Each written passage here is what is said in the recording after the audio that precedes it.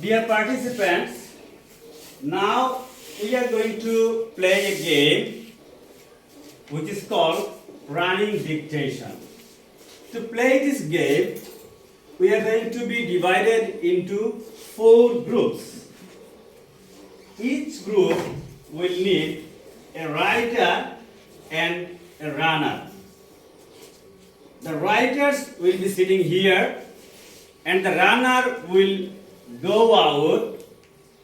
There is 4 written scripts attached on the wall for you.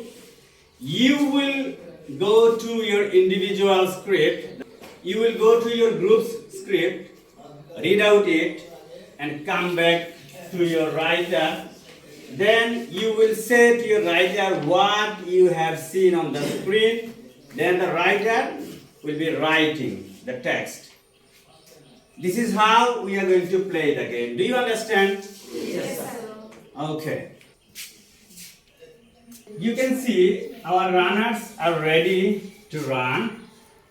When I'll say the game starts now, you will go out of the room and find out your individual script, read it out, and then come back to your group. So let's get started. The game starts now.